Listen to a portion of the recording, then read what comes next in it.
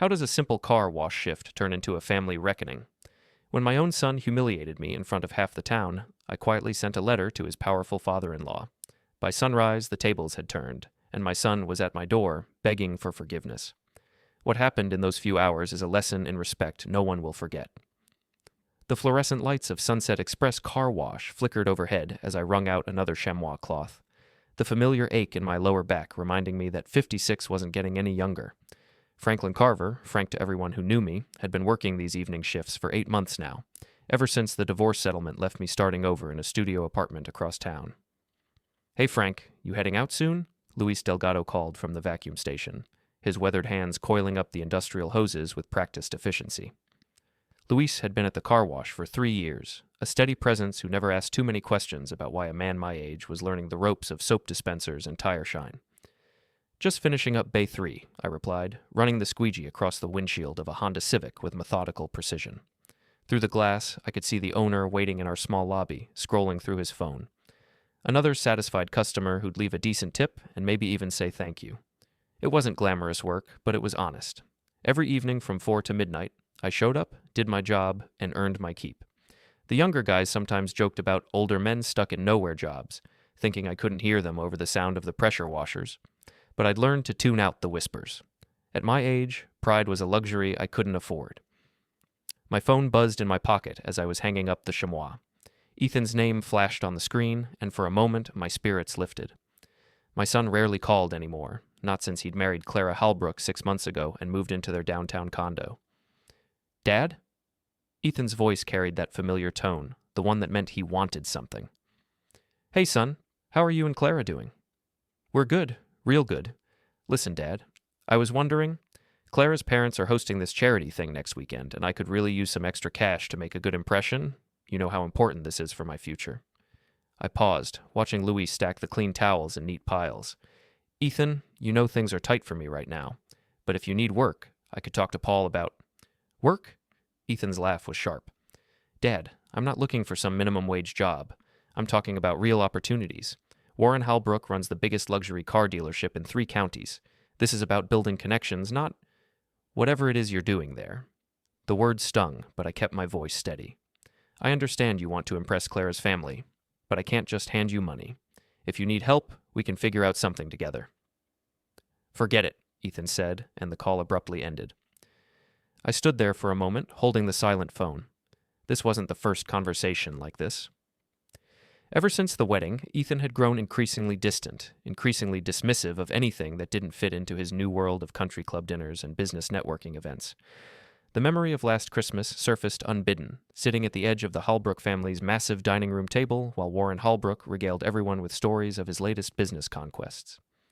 Ethan had hung on every word, asking thoughtful questions and laughing at Warren's jokes. Meanwhile, I'd spent most of the evening making small talk with Clara's younger cousin about the weather. "Frank, you okay?" Luis appeared beside me, concern creasing his features. "Yeah, just family stuff." I slipped the phone back into my pocket and grabbed the spray bottle of glass cleaner. Nothing that won't sort itself out. But even as I said it, I wondered if that was true. The distance between Ethan and me seemed to grow wider every month, and I wasn't sure how to bridge it. When he was younger, we'd spent weekends in my garage, working on old cars and talking about everything from baseball to girls. Now, I felt like a stranger in his life, an embarrassment he tolerated out of obligation. The next hour passed quietly. A few more cars rolled through, their owners chatting politely while I worked. A businessman in a BMW complimented my attention to detail. A young mother with 2 kids in car seats pressed a $5 tip into my hand and thanked me for getting the juice stains out of her seats. These small interactions reminded me why I didn't mind the work. There was something satisfying about taking something dirty and making it clean, about providing a service that people genuinely appreciated. It wasn't the career I'd imagined at 25, but it was mine. I was just starting to close up Bay 2 when I heard the rumble of a powerful engine pulling into the lot. The sound was distinctive, not the everyday purr of a family sedan, but the throaty growl of something expensive. I looked up to see a gleaming silver Porsche Cayenne rolling toward the entrance, its chrome details catching the overhead lights. The driver's window rolled down, and my stomach dropped. Ethan's face appeared, wearing a cocky grin I barely recognized. "Hey there, Dad," he called out, his voice carrying across the lot. "Fancy seeing you here." Several other customers turned to look, and I felt heat rise in my cheeks. Luis glanced over from where he was organizing supplies, his expression carefully neutral. Ethan climbed out of the Porsche, dressed in clothes I'd never seen before, expensive jeans, a designer polo shirt, and leather shoes that probably cost more than I made in a week. He surveyed the car wash like he owned the place, his chest puffed out with borrowed confidence. "Nice ride, huh?" He patted the Porsche's hood. "Warren let me borrow it for the week. Says I need to get used to driving quality vehicles if I'm going to be working at the dealership." "It's a beautiful car," I said carefully. "What brings you by?" Ethan's grin widened. "Well, since you're here, I figured you could give it the full VIP treatment. You know, family discount and all that." He winked at a middle-aged woman waiting for her own car, as if they were sharing some private joke. I felt the eyes of everyone in the vicinity, customers, coworkers, even passing pedestrians, focusing on our interaction. The air seemed to thicken with anticipation. "Ethan, you know I can't just—" "Come on, Dad," he interrupted, his voice getting louder. "It's not like this is a real job or anything. You're just washing cars. The least you can do is hook up your own son." The words hit me like a physical blow. Not a real job, just washing cars. Around us, conversation stopped. Luis's hands stilled on the towel he was folding. The woman waiting for her car looked uncomfortable, suddenly fascinated by her phone screen. "Son, I need to follow the same rules as everyone else," I said, keeping my voice low and steady. "Paul has policies about—" "Policies?"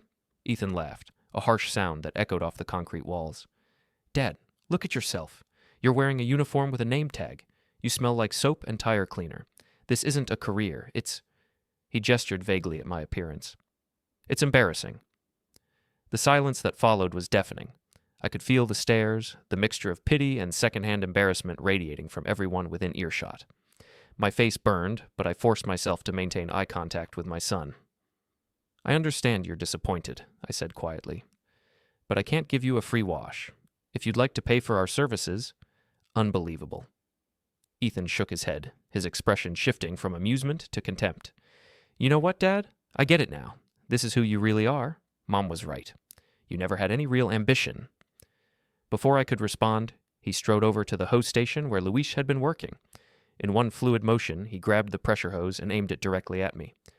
"Maybe this will help you remember your place," he said, and squeezed the trigger. The blast of cold water hit me square in the chest, soaking through my uniform and knocking me back a step. Shocked gasps echoed around the lot as Ethan swept the hose from side to side, drenching me from head to toe. Water streamed down my face, pooled in my shoes, and turned my work shirt transparent. For what felt like an eternity, I stood there in the spray, too stunned to move. Then Ethan released the trigger and dropped the hose, letting it clatter against the concrete. "There," he said, brushing his hands together as if he'd just finished an unpleasant chore. "Now you look like you belong here." He turned on his heel and strode back to the Porsche, leaving wet footprints in his wake. The engine roared to life, and he peeled out of the parking lot with a squeal of tires that sent gravel flying. I stood there, dripping and humiliated, as the sound of the engine faded into the distance. The silence stretched on, broken only by the steady drip of water from my soaked clothes onto the concrete below. Then Luis appeared beside me, holding a clean towel.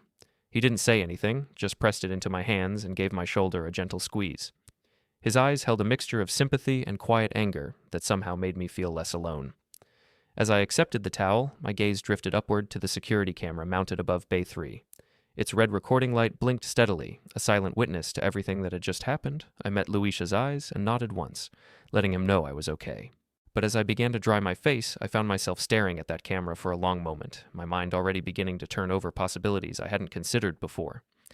The hot shower in my studio apartment couldn't wash away the memory of those stares, the mixture of pity, shock, and secondhand embarrassment on the faces of everyone who'd witnessed my son humiliate me in public. I stood under the spray until the water ran cold, then sat on the edge of my narrow bed, staring at the stack of photo albums I'd rescued from the divorce. The top album fell open to a picture from Ethan's 8th birthday. There we were in my old garage, both of us grinning and covered in motor oil, standing beside the 1967 Mustang we'd been restoring together. Ethan's gap-toothed smile was pure joy as he held up a wrench like a trophy. Back then, I'd been his hero, the dad who could fix anything, who taught him the difference between a Phillips head and a flathead screwdriver, who let him stay up late on weekends to help with man projects. When had that changed? When had I become an embarrassment instead of a role model?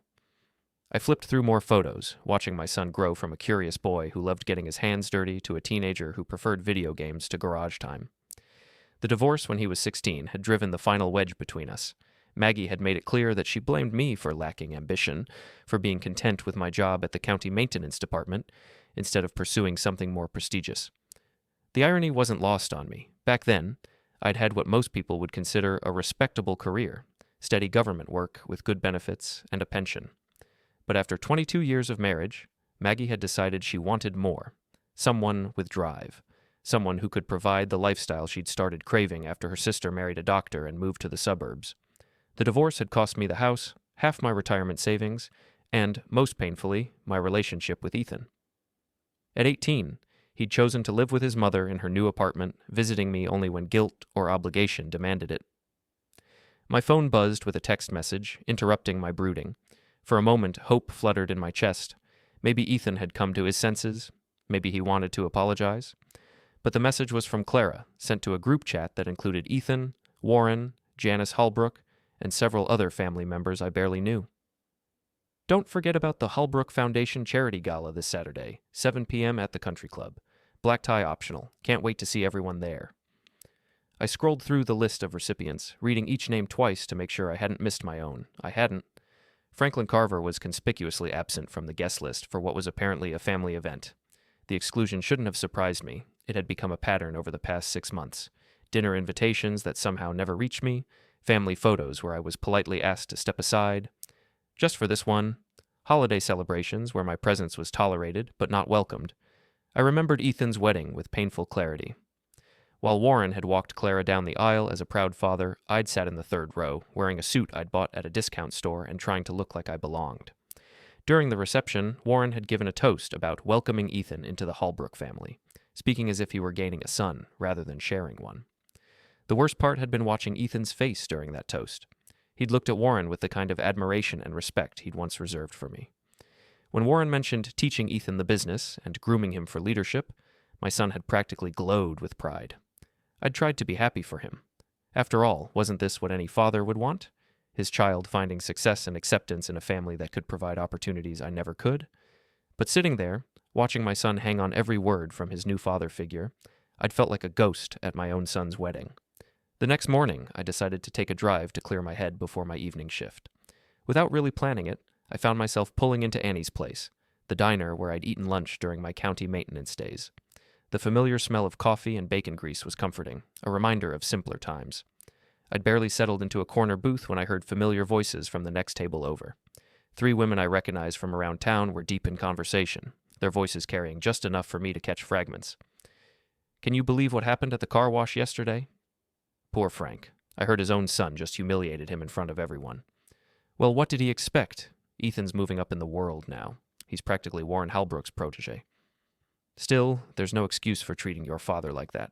My mother would roll over in her grave if I ever... Oh, please, Doris. You can't tell me you're surprised. The whole family's been a mess since the divorce. Frank's lucky to have any job at all at his age. I stared down at my untouched coffee, my face burning with shame. By now, half the town probably knew about yesterday's incident. In a community this size, gossip traveled faster than wildfire, and my humiliation had apparently become the latest entertainment. I left a $5 bill on the table and walked out without drinking my coffee. That evening at the car wash, I could feel the difference immediately. Coworkers who usually made small talk suddenly found reasons to work in other areas. Customers glanced at me with a mixture of recognition and pity. Clearly, the story had spread even further than I'd imagined. Paul Kimball, the car wash manager, called me into his cramped office around 7 o'clock. Paul was a decent guy in his late 30s, someone who'd always treated me fairly despite the obvious questions about why a man my age was starting over in an entry-level position. Frank, we need to talk, he said, gesturing for me to take a seat in the folding chair across from his desk. My stomach clenched. If this is about yesterday... It is. Paul rubbed his temples, looking genuinely uncomfortable. Look, I don't care about your personal family drama. What you do on your own time is your business. But when it starts affecting the workplace, when customers are coming in asking about the guy whose son soaked him with a hose, it becomes my problem. Paul, I didn't do anything wrong. I was just trying to... I know, Frank. I know. He held up a hand. I've seen the security footage. You handled yourself professionally even when your son was acting like a complete ass. But that's not the point. The point is that this place runs on reputation. We're not just a car wash. We're a family business that's been serving this community for 20 years. When people start talking about us for the wrong reasons..." He let the sentence hang in the air, but I understood. My family drama was bad for business. "What are you saying, Paul?" "I'm saying maybe you should take a few days off. Let this blow over. People have short memories. Next week they'll be talking about something else." I nodded, though we both knew it wasn't that simple. In a town this size, some stories had staying power. The image of Franklin Carver getting hosed down by his own son would be told and retold, embellished and exaggerated until it became local legend. "I understand," I said, standing up. "I'll stay away until you think it's safe for me to come back." Paul looked relieved. "It's not personal, Frank. You're a good worker. This is just complicated." As I walked out of his office, I caught sight of Luis organizing supplies near the entrance. He looked up as I passed, his expression questioning. "Taking a few days off," I explained quietly. Luis nodded, but his eyes held the same quiet anger I'd seen yesterday. "This isn't right, Frank. What your son did, it isn't right." "No," I agreed. "It isn't." But as I drove home through the quiet streets of my town, passing the country club where the Holbrook family would be celebrating their charity gala in a few days, I realized that right and wrong were luxuries I could no longer afford. My son had made his choice clear. He'd chosen Warren Halbrook's world over mine, chosen status over family, chosen to publicly humiliate the man who'd raised him rather than show even basic respect. The question now was what I was going to do about it. Back in my apartment, I sat at my small kitchen table and opened my laptop. For the first time in months, I found myself thinking about Warren Halbrook not as my son's intimidating father-in-law, but as the person he'd been before he became successful. Warren Halbrook, class of 1985, captain of the debate team, student council treasurer, and for 2 years during high school, my friend. We'd lost touch after graduation. He'd gone off to business school while I'd started working construction to support my young family. Our paths had diverged so completely that when Ethan first mentioned Clara's last name, it had taken me a moment to make the connection. But I remembered Warren from before he was rich and powerful. I remembered the kid who'd helped me study for chemistry tests, who'd borrowed my car when his broke down, who'd been genuinely excited when I'd gotten Maggie pregnant and decided to propose. I wondered if that Warren still existed somewhere beneath the expensive suits and country club memberships, and I wondered what he would think if he knew exactly how his future son-in-law had been treating his old friend. As I closed the laptop and prepared for bed, one thought kept circling through my mind. Tomorrow, I would start making some phone calls. It was time to remind Warren Halbrook that Frank Carver hadn't always been just a guy who washed cars. Some connections run deeper than money, and some debts are older than anyone remembers. I spent the next morning in the supply room at Sunset Express, officially organizing inventory, but really just needing a quiet place to think. Paul had given me permission to come in during off hours to catch up on paperwork, a kindness that let me maintain some dignity while staying away from customers and their whispered conversations. The small room, cramped with boxes of soap concentrate and stacks of clean towels, had become my sanctuary. Here, surrounded by the familiar smells of cleaning supplies and rubber, I could process what had happened and decide what came next. My phone rang just after 10.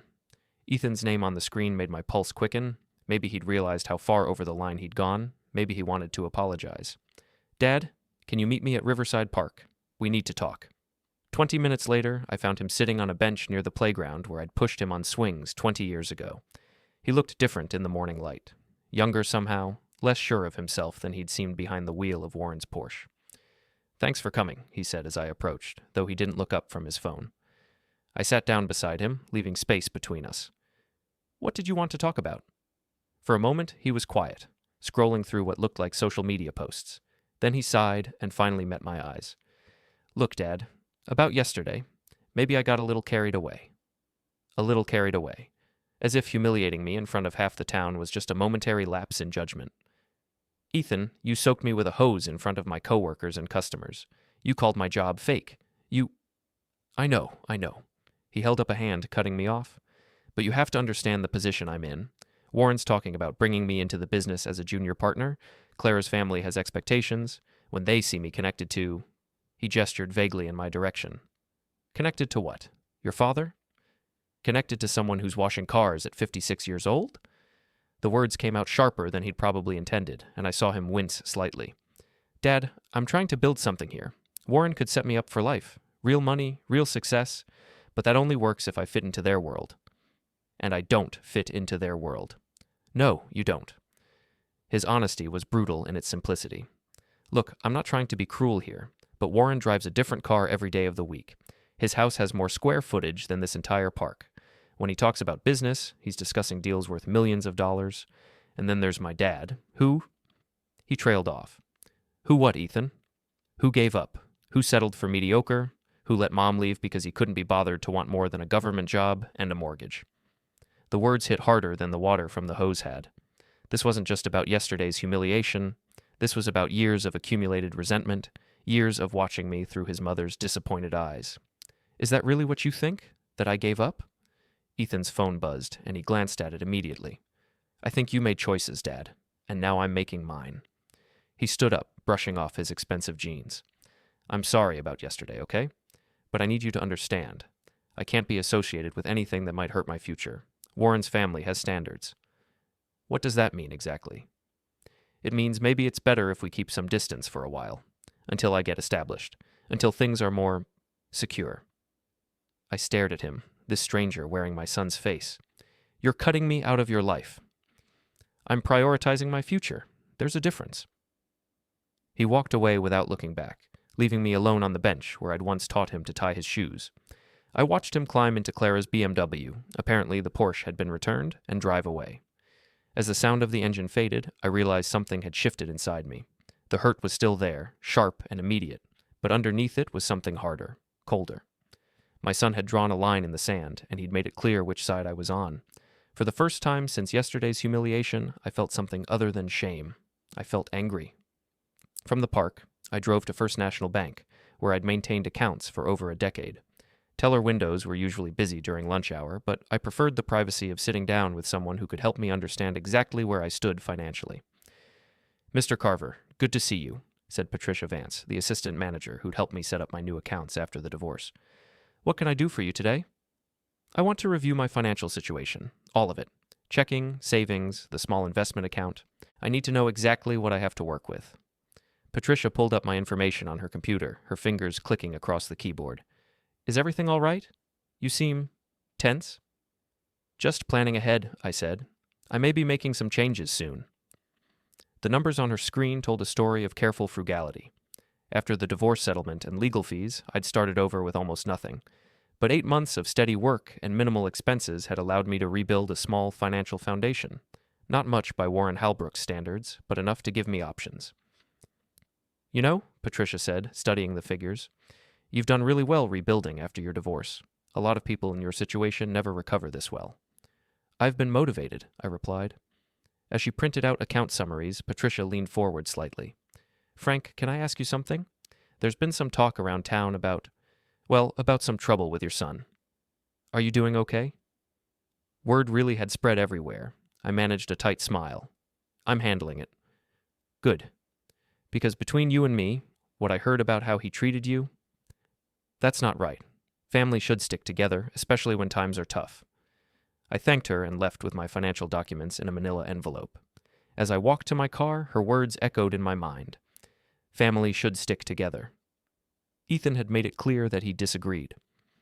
My next stop was Henderson and Wells, a small law office in the downtown area. I'd looked them up online after yesterday's incident, not because I wanted to sue my own son, but because I needed to understand my options. The receptionist, a woman in her 40s with kind eyes, looked up as I entered. Can I help you? I'd like to speak with someone about workplace harassment and reputation damage. Nothing formal. I just need to understand where I stand legally. She scheduled me for a brief consultation with Janet Wells, one of the founding partners. The lawyer was younger than I'd expected, probably in her early 40s, with a kind of sharp intelligence that made me think she didn't miss much. Mr. Carver, what can I help you with today? I explained yesterday's incident in careful detail, sticking to facts and avoiding emotional commentary. Janet took notes as I spoke, occasionally asking clarifying questions. So your son, driving someone else's vehicle, came to your workplace, demanded free services, and when you refused, he assaulted you with a water hose in front of witnesses? That's correct. And this was all captured on security cameras? Yes. Janet leaned back in her chair, tapping her pen against her notepad. Mr. Carver, what exactly are you looking for here? Are you considering pressing charges against your son? I'm not sure yet. I just want to understand what happened from a legal perspective. Well, technically, what your son did could be considered assault. It was certainly harassment. The fact that it happened at your workplace, in front of customers and coworkers, adds elements of intentional infliction of emotional distress and potentially defamation. She paused, studying my face. But I have to ask, are you really prepared to take legal action against your own child? I don't know, I answered honestly. But I want to understand all my options. I understand. Let me ask you this. Is your son connected to any businesses or organizations that might be concerned about this kind of publicity? I thought about Warren's dealership, about the Holbrook family's prominence in the community, about Ethan's aspirations to join their business. Yes, actually, he's hoping to become a partner in his father-in-law's car dealership. The Holbrook family is well known locally. Janet's eyebrows rose slightly. Holbrook Motors? Warren Holbrook? You know them? Everyone knows the Holbrook name. They're involved in half the charity events in town, and Warren sits on several corporate boards. She made another note. That's interesting context. A business owner like Warren Holbrook would be very concerned about any family member being associated with this kind of behavior, especially if it became public knowledge. What do you mean? I mean that sometimes the most effective remedy isn't legal action. It's making sure the right people have the right information. If someone like Warren Holbrook knew that his potential business partner had publicly assaulted a working man at his place of employment, well, that might be more powerful than any lawsuit. I left the law office with more questions than answers, but also with a clearer understanding of the situation. Ethan had humiliated me, yes, but he'd also potentially jeopardized his own future in ways he probably hadn't considered. That evening, I returned to the car wash during closing time. Luis was there, finishing up the day's paperwork, and he looked up with surprise as I entered. "Frank, I thought you were taking time off." "I am. I just wanted to check on something." I made my way to Paul's office, where I knew the security system controls were located. Paul had shown me the setup during my first week, explaining how the cameras worked and where footage was stored. The system was simpler than I'd expected. Digital files organized by date and time, easily accessible to anyone with the access code. I found yesterday's incident without difficulty, multiple camera angles showing the entire confrontation from start to finish. Ethan's voice came through clearly on the audio. "It's not like this is a real job or anything. You're just washing cars." Then the image of him grabbing the hose, soaking me while I stood there in shock, and finally his parting comment, "Now you look like you belong here." I copied the files to a flash drive and deleted the copies from the system. Paul wouldn't miss them. He'd already seen what happened, and I doubted he wanted permanent evidence of the incident that had caused him so much trouble. As I pocketed the flash drive, Luis appeared in the doorway. "Everything okay, Frank?" "Getting there," I said. "Luis, can I ask you something? What did you think of what happened yesterday?" His face darkened. "I think your son forgot where he came from. I think he forgot that respect isn't something you buy with fancy cars and expensive clothes." "And if someone needed to be reminded of that?" Luis studied my face for a long moment. "I think some people need to learn lessons the hard way, and I think a man has a right to defend his dignity." I nodded, understanding passing between us. Luis had worked hard jobs his entire life, had raised 3 children on wages that barely covered the basics. He understood what it meant to be dismissed, to be treated like your work didn't matter. "Frank," he said as I prepared to leave, "whatever you're planning, you be careful. Rich people don't like being challenged." "I know," I replied, "but sometimes being careful isn't enough." On my way home, I drove past Holbrook Motors. The dealership was closed for the day, but security lights illuminated the lot full of luxury vehicles. BMWs, Mercedes, Audis, and yes, several Porsches like the one Ethan had been driving. A large sign near the entrance read, "Holbrook Motors, serving our community with integrity since 1987. Below that, in smaller text, family owned and operated. Family owned and operated. I wondered how Warren felt about family loyalty, about the bonds between fathers and sons. I wondered if he knew that his potential business partner had publicly humiliated his own father for the crime of working an honest job. Most importantly, I wondered if Warren Holbrook remembered a kid named Frank Carver, who'd helped him pass chemistry class senior year, who'd loaned him money for his senior prom tuxedo, who'd been genuinely happy when Warren got accepted to business school. Back in my apartment, I sat at my kitchen table with a legal pad and began to write. Not a letter, not yet, but notes, facts, timeline, evidence. By the time I finished, I had a clear picture of everything that had happened and everything I could prove. More importantly, I had the beginnings of a plan. Ethan wanted to distance himself from me to protect his future with the Halbrook family. He'd calculated that I was a liability, someone whose presence in his life would hurt his chances for success. But calculations could be wrong, and sometimes the people you dismiss as powerless turn out to have more leverage than you realized. I looked at the flash drive containing the security footage, then at the financial documents from the bank, then at the notes from my conversation with Janet Wells. Separately, they were just pieces of information. Together, they might be enough to teach my son a lesson about respect. The question was whether I had the courage to use them. The next morning, I woke with the clarity that comes from making a difficult decision. For the first time in days, I knew exactly what I needed to do. I spent an hour at my laptop, carefully editing the security footage from the car wash. The original files were nearly 20 minutes long, covering the entire incident from Ethan's arrival to his departure. I trimmed them down to the most damning moments: his demand for free service, his "not a real job" comment, the actual assault with the hose, and his final insult as he walked away. The edited version was devastating in its simplicity. No context was needed. The footage spoke for itself. A young man in expensive clothes publicly humiliating an older worker, using his perceived social status as justification for cruelty. I saved multiple copies to different flash drives and uploaded backups to a secure cloud storage account. Whatever happened next, this evidence wouldn't disappear. My next task was more delicate: researching Warren Halbrook's current business situation. A few hours of careful internet searching revealed information that most people in town probably didn't know. Halbrook Motors was in the middle of negotiating a major expansion, a second dealership location that would double Warren's market presence. The deal involved significant bank financing and a partnership with a national luxury car manufacturer.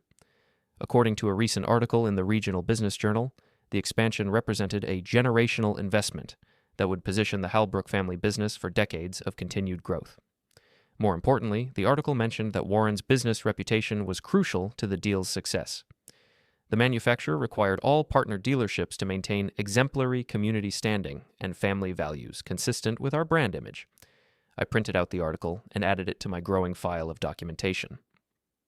Around noon, I drove to Annie's place for lunch. The diner was busy with the usual crowd of retirees and local business people, and I deliberately chose a table near the center of the room where I could observe and listen. It didn't take long to hear Warren's name mentioned. Two men in suits, local bank employees from the look of them, were discussing the Halbrook dealership expansion over coffee and pie. "Warren's really betting everything on this new location," one of them said. "The loan package is substantial, but the profit projections are solid." "As long as nothing goes wrong," his companion replied. "These luxury manufacturers are incredibly picky about their dealer partners. One scandal, one public relations problem, and they'll pull the franchise faster than you can blink." Warren's smart enough to avoid that kind of trouble. He's built his reputation on being a family man, a pillar of the community. That's worth more than money in this business. A pillar of the community. A family man. I wondered how that image would hold up if Warren's future business partner was known for publicly assaulting working-class employees. After lunch, I made another trip to Halbrook Motors. This time, I didn't just drive past. I parked across the street and watched the operation for an hour. The dealership was impressive, I had to admit. Gleaming vehicles arranged in perfect rows, immaculate showroom visible through floor-to-ceiling windows, and a steady stream of well-dressed customers coming and going. Warren had built something substantial here, something that represented decades of hard work and careful planning. I watched Warren himself emerge from the building around 2 o'clock, dressed in an expensive suit and talking animatedly with a man I didn't recognize. Even from a distance, Warren looked successful, confident, completely in control of his world.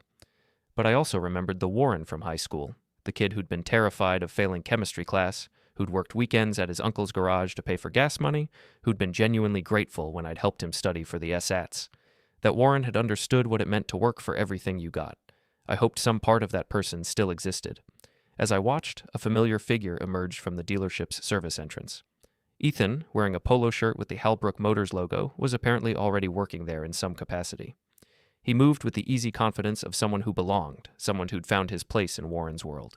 He looked happy, successful, like he'd made all the right choices. I started my car and drove away before he could notice me watching. That evening, I returned to the law office for a follow-up consultation with Janet Wells. She greeted me with professional curiosity, clearly wondering what I'd decided. "Mr. Carver, have you given more thought to how you want to proceed?" "I have. I want to understand the legal implications of sharing the security footage with interested parties." "What kind of interested parties?" "Business associates of my son's father-in-law. people who might be concerned about the character of someone they're considering as a partner. Janet leaned forward, her expression sharpening. You're talking about Warren Halbrook specifically. Among others, yes. She was quiet for a moment, considering the implications. Mr. Carver, sharing factual evidence of an incident that actually occurred isn't illegal. The footage shows what happened. There's no defamation involved because it's all true. However, you need to be careful about how and why you share it. What do you mean? I mean that if your goal is to inform people about relevant character information, that's one thing. But if your goal is to deliberately sabotage your son's career prospects out of spite, that could potentially be seen as harassment or intentional interference with business relationships. And how would someone determine the difference? Intent matters. Documentation matters. If you can show that you tried to resolve this privately first, that you gave your son an opportunity to make things right, then sharing the footage becomes more about protecting yourself and less about attacking him. She pulled out a legal pad and began writing. My advice would be to document everything. Keep records of your attempts to communicate with your son. Save any text messages or emails that show his attitude toward you. Build a paper trail that demonstrates you're responding to his behavior, not initiating conflict. What about the timing of when I share the footage? Timing can be important. If you send it immediately after he does something to hurt you further, it looks more like justified response. If you wait weeks or months, it starts to look more like calculated revenge. I left the law office with a clearer understanding of how to proceed legally. More importantly, I had a framework for building a case that would protect me if Ethan or the Halbrook family decided to retaliate. Back home, I spent the evening organizing my evidence into a comprehensive file. Security footage, bank records proving my financial independence, documentation of Ethan's pattern of disrespect, screenshots of the group chat messages that excluded me from family events, and research on Warren's business situation. I also began drafting a letter to Warren. Not the final version, that would come later, but a rough outline of what I wanted to say. The tone was crucial, respectful but firm, disappointed rather than angry, focused on facts rather than emotions. The letter would remind Warren of our shared history, explain the current situation with calm professionalism, and let him draw his own conclusions about what kind of person he was considering as a business partner. As I worked, my phone buzzed with a calendar notification. Charity Gala, Halbrook Motors, Friday 7 p.m. The event I'd been excluded from was tomorrow night, the event where Ethan would likely be introduced to Warren's business associates as a rising star in the organization. I stared at the notification for a long moment, then reached for a red pen and circled the date on my wall calendar. Perfect timing. By the time I went to bed, I had everything I needed: evidence, legal framework, and a plan. More importantly, I had something I hadn't felt in days, a sense of purpose. Ethan had made his choice to cut me out of his life, to publicly humiliate me in service of his social ambitions. He'd calculated that I was powerless to respond, that I would simply accept his treatment and fade quietly into the background. But he'd forgotten something important. I'd been fighting for respect and dignity long before he was born. And I'd learned that sometimes the most powerful response is the one people never see coming. Tomorrow night, while Ethan was celebrating his bright future at the charity gala, I would be writing a letter that might change everything. The question wasn't whether I had the power to act. The question was whether Warren Halbrook still cared about the difference between right and wrong. Friday morning arrived with the kind of crisp autumn clarity that made everything seem sharper, more defined. I woke before dawn, not from anxiety, but from the strange peace that comes with absolute certainty about what needs to be done.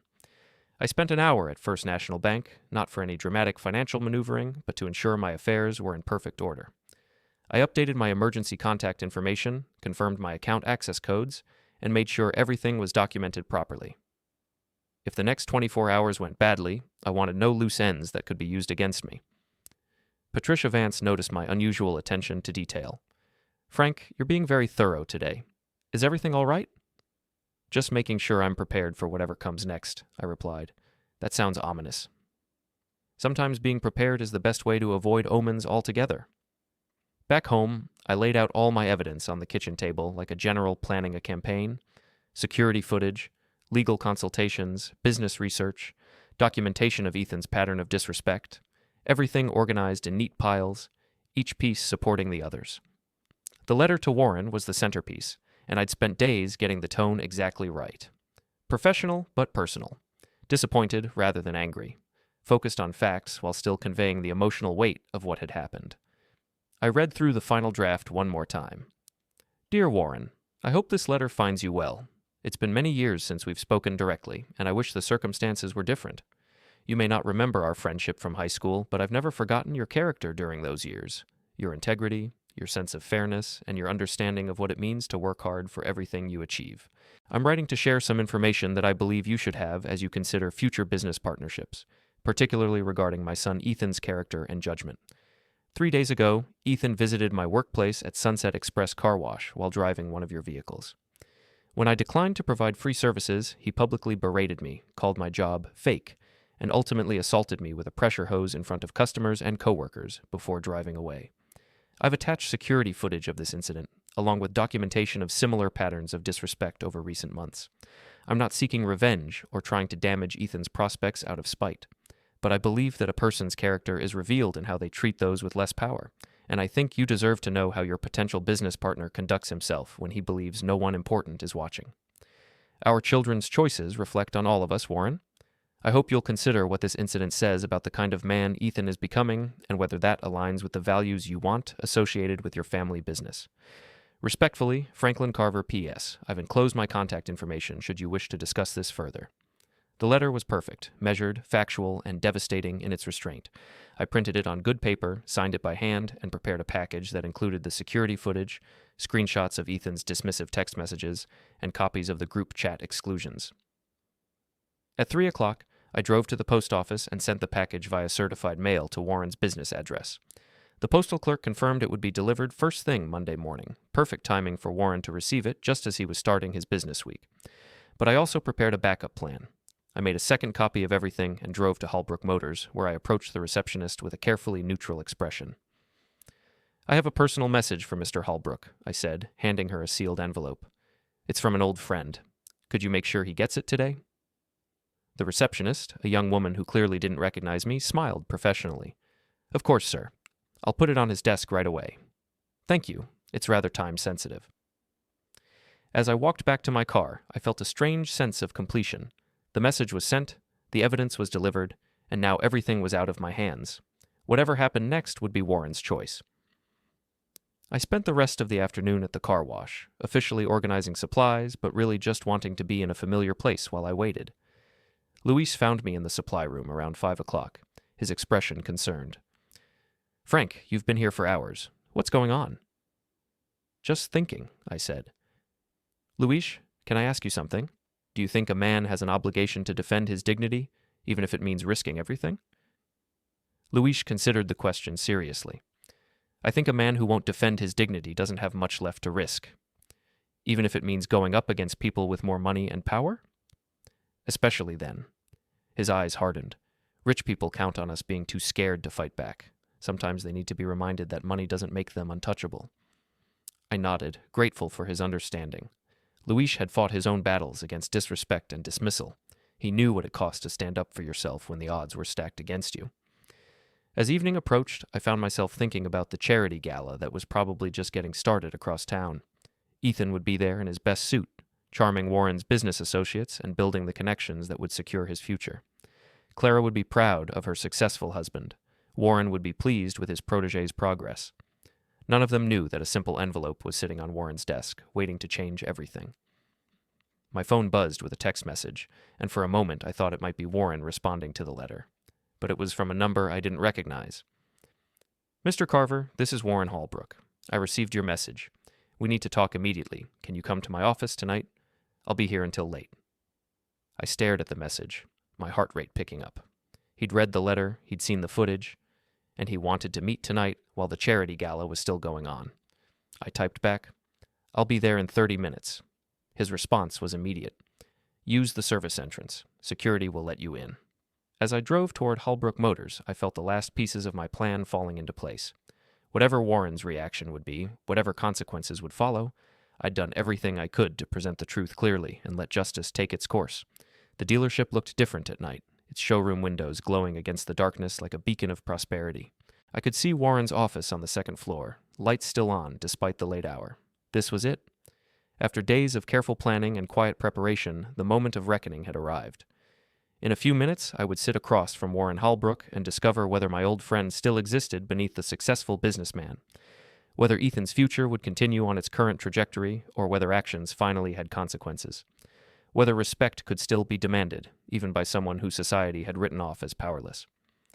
I parked near the service entrance and walked toward what might be the most important conversation of my life. The service entrance of Halbrook Motors was illuminated by a single security light, casting long shadows across the empty parking lot. A uniformed guard let me in without questions. Warren had obviously prepared for my arrival. "Mr. Halbrook is waiting for you in his office," the guard said, gesturing toward an elevator. "Second floor, corner office." The elevator ride felt eternal. When the doors opened, I found myself in a hallway lined with awards and photographs. Warren receiving community service recognition, Warren shaking hands with local politicians, Warren cutting ribbons at various business openings. The images told the story of a man who'd built not just wealth, but genuine respect in the community. His office door was open, warm light spilling into the hallway. I knocked once and stepped inside. Warren Halbrook sat behind a massive oak desk, still wearing his tuxedo from the charity gala. His bow tie hung loose around his neck, and his usually perfect hair was slightly disheveled. The envelope I'd sent lay open before him, its contents spread across the desk like evidence in a trial. He looked up as I entered, and for a moment I saw past the successful businessman to the 18-year-old kid I'd once known. The same intelligent eyes, the same careful way of processing information before speaking. "Frank." He gestured to the chair across from his desk. "Please, sit down." I took the offered seat, noting the security footage frozen on his computer screen. The image showed Ethan mid-spray, the hose in his hands, water arcing toward my humiliated figure. "I have to admit," Warren said quietly, "when I saw your name on the envelope, I thought it might be some kind of reunion letter. Maybe you'd heard about my success and wanted to reconnect." He touched the printed screenshots of Ethan's text messages. "I wasn't expecting this. I'm sorry it had to be under these circumstances." "Are you?" His voice was carefully neutral. "Because this is quite an accusation you're making about my son-in-law, about someone I've been grooming as my successor." "It's not an accusation, Warren. It's documentation of what happened." He leaned back in his leather chair, studying my face. "You know, I've been sitting here for 2 hours, watching this footage over and over, reading these messages where Ethan dismisses you, mocks your work, excludes you from family events." He paused. "And I keep asking myself, what kind of man treats his father this way?" "What conclusion did you reach?" "The same conclusion you did, I suspect." Warren stood and walked to the window overlooking his showroom floor. "Frank, do you remember senior year, when I was failing chemistry and you spent 3 weeks tutoring me after school?" "I remember. You never asked for anything in return. Never made me feel stupid for not understanding. You just helped, because that's who you were." He turned back to face me. "And now your son, my daughter's husband, the man I was planning to make a partner in my business, treats you like garbage because you work at a car wash."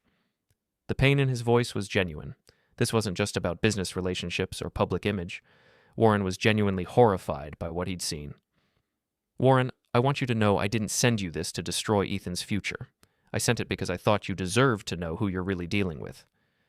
"Oh, I know exactly who I'm dealing with now." Warren's expression hardened. "Do you have any idea what this could have cost me if it had become public? If someone had posted this footage online, if it had gone viral? Future partner of Halbrook Motors assaults working man." He picked up a business magazine from his desk and tossed it toward me.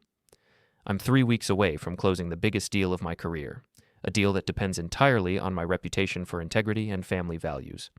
And I was about to hand a partnership to someone who thinks it's acceptable to humiliate his own father in public? I understand your position is difficult." "Difficult?" Warren's voice rose slightly. "Frank, this isn't difficult. This is catastrophic. Not for me, but for Ethan. Because I cannot and will not associate my family's name with this kind of behavior." He walked back to his desk and picked up his phone. "I'm calling him. Right now. He's going to come here and explain himself, and then he's going to make this right." "Warren, it's almost midnight. The gala ended an hour ago. Ethan's probably at home, celebrating what he thinks is his bright future." Warren's finger hovered over the phone. "He's about to learn that actions have consequences." The call connected after 2 rings. Warren put it on speaker. "Warren?" Ethan's voice was slightly slurred. Apparently, he'd been celebrating with more than just conversation. "Is everything okay? It's pretty late." "Ethan, I need you to come to my office immediately." "Tonight?" "Warren, I just got home from the gala. Clara and I were—" "Now, Ethan, this isn't a request."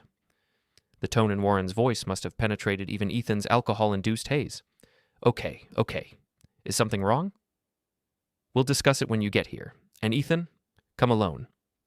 Warren ended the call and looked at me. "He'll be here in 20 minutes. I want you to stay for this conversation." "Are you sure that's wise?" "I'm sure it's necessary. Ethan needs to face what he's done, and you deserve to hear his explanation, if he has one." We sat in silence for a few minutes, the weight of the coming confrontation filling the office. Finally, Warren spoke again. "Frank, I owe you an apology, not just for tonight, but for the past 6 months. I should have seen what was happening. I should have noticed that Ethan was treating you poorly." "You couldn't have known." "I should have made it my business to know. When someone wants to join my family, when they want to represent my business, their character matters, and I failed to properly evaluate Ethan's character." The sound of footsteps in the hallway announced Ethan's arrival. He appeared in the doorway, still wearing his tuxedo from the gala, his face flushed from alcohol and the late-night drive. "Warren, what's this about? Why did you need to see me so—" He stopped mid-sentence as his eyes found me sitting in the chair across from Warren's desk. "Dad, what are you doing here?" "Sit down, Ethan." Warren's voice carried an authority I'd never heard before. Ethan remained standing, his eyes darting between Warren and me with growing confusion and concern. "What's going on? Why is he here?" "I said sit down." Ethan slowly lowered himself into the chair next to mine, his earlier confidence evaporating. "Warren, if this is about some kind of family drama, it's about this." Warren turned his computer screen so Ethan could see the security footage. He clicked play, and the audio of Ethan's voice filled the office. "It's not like this is a real job or anything. You're just washing cars." The color drained from Ethan's face as he watched himself grab the hose and soak me with water. When the footage ended, the office was silent except for the hum of the air conditioning. "Warren, I can explain." "Explain what?" Warren's voice was ice cold. "Explain how you publicly humiliated your father at his workplace. Explain how you called his honest work fake. Explain how you assaulted him with a hose and drove away laughing." Ethan's mouth opened and closed without sound. Finally, he managed, "It wasn't, I was just—" "You were just what, Ethan? Having fun? Teaching your father a lesson? Showing off for an audience?" "He embarrassed me." The words burst out of Ethan with desperate energy. "Warren, you don't understand. When people see me connected to someone who washes cars for a living, it reflects on me, on us, on Clara's family." Warren stood slowly, his face a mask of controlled fury. "Let me make sure I understand your position. You're saying that your father's honest work embarrasses you, that his dignity matters less than your social status, that humiliating him in public was justified because of how it might reflect on you." "That's not, because if that's your position, Ethan, then we have a fundamental disagreement about values, about character, about what kind of man I want representing my family and my business." Ethan's panic was palpable now. "Warren, please. You have to understand the pressure I'm under. Clara's family has expectations. Everyone at the gala tonight was talking about our future together, about the partnership. The partnership is off." The words hung in the air with crushing finality. Ethan stared at Warren in shock, his face draining of color. "What?" "You heard me. There will be no partnership, no position at Hallbrook Motors, no future in my organization." "But Warren, you can't— The wedding, Clara, everything we've planned, should have been considered before you decided to assault your father in public." Warren's voice was steady, implacable. "Ethan, I've spent 30 years building this business on a foundation of integrity and respect. I will not allow that reputation to be destroyed by someone who thinks cruelty is acceptable if it serves his ambitions." Ethan turned to me, his eyes desperate. "Dad, please. Tell him this is all a misunderstanding. Tell him we can work this out." I looked at my son, really looked at him, seeing not the confident young man who'd driven Warren's Porsche, but a scared boy who'd finally realized the cost of his choices. "Ethan," I said quietly, 3 days ago, you told me that our relationship was hurting your future. You said you needed distance from me to protect your opportunities. You made your choice. I was wrong." The words came out as almost a shout. "Dad, I was wrong, okay? I was stupid and selfish, and I hurt you, and I'm sorry. I'm so sorry." He reached out his hand toward me, his eyes filling with tears. "Please, give me another chance. I'll do anything to make this right." I stared at that outstretched hand, at my son's desperate face, at the complete reversal of power that had occurred in the space of one evening. Everything I'd planned, everything I'd worked toward, had led to this moment. Ethan sat before me, humbled and broken, begging for forgiveness from the father he'd publicly humiliated just 3 days ago. Warren stood behind his desk, having delivered exactly the justice I'd hoped for. My son's bright future lay in ruins, destroyed by his own cruelty and arrogance. I reached out and took Ethan's hand.